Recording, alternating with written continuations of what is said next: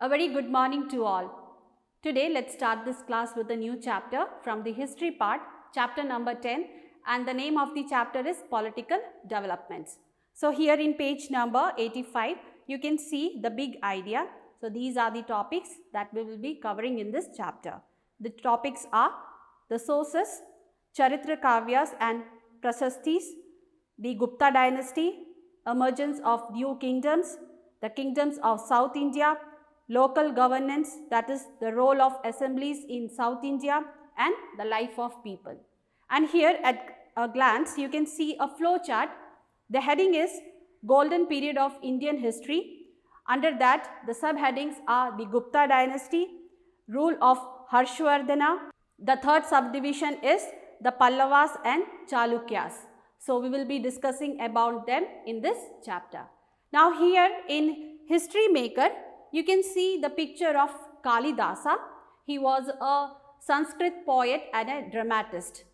And here one of his famous work, that is the Abhijnana Shakuntalam, which was an adaptation of Shakuntala and King Dushyant from the story of Mahabharata. So this was about Kalidasa, who was a Sanskrit poet and a dramatist. Now let's discuss the sources. As you all know that after the decline of the Mauryans, many small kingdoms were established in different parts of India, like the Kusanas in the north, and in the south there were Satvahanas, but there was no empire as powerful as Mauryans till the coming of Gupta dynasty. So during these periods many books were written by the king's court poet, and their main theme was the deeds, that is the heroic deeds of their kings, and this was known as Charitra Kavyas. So here these were the records of the king's achievements, and they were first composed in the court of the king and then graved on stone as long inscriptions, and they were known as Prasastis. So here Prasasti is a Sanskrit word which means praise, and these works were done by the order of the king, and the main subject, the main theme was the king himself. So this was about the sources, that is the Charitra Kavyas and the Prasastis.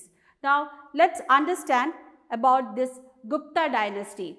Here the Gupta period, it came to power in the middle of the 4th century in the northern part of India, and they ruled for about 200 years, and this period is also known as the golden age of Indian history, because during this period there was peace, progress and prosperity, and great progress were made in the fields of art, literature and science, and also the world's first universities were established during this Gupta period.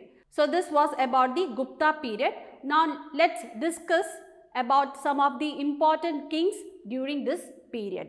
So here you can see the first one is the Chandragupta I, and he was one of the famous and important ruler of the Gupta dynasty.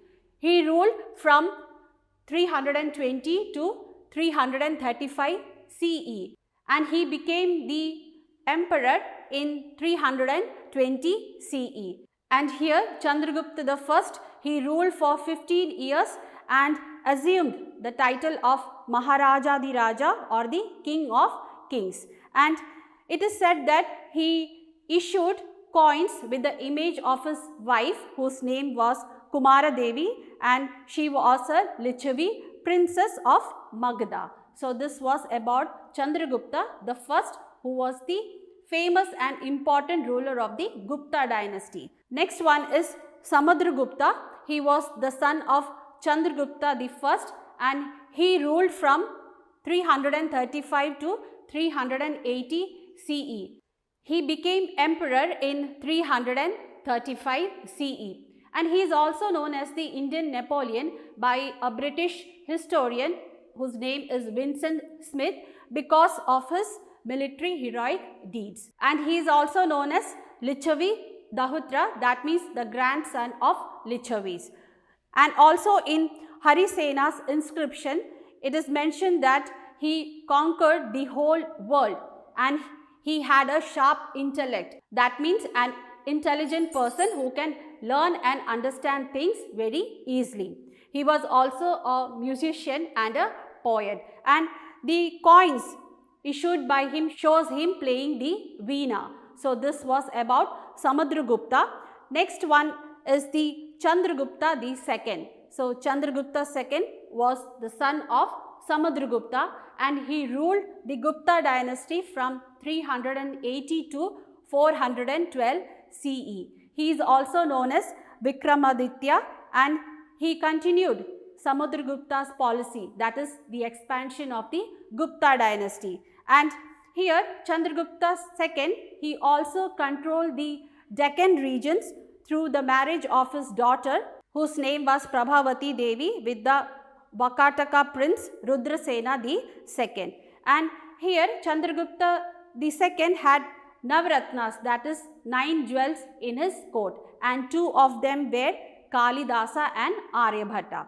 And also a Chinese pilgrim whose name was Fascian, he described him as a wise, just and benevolent ruler.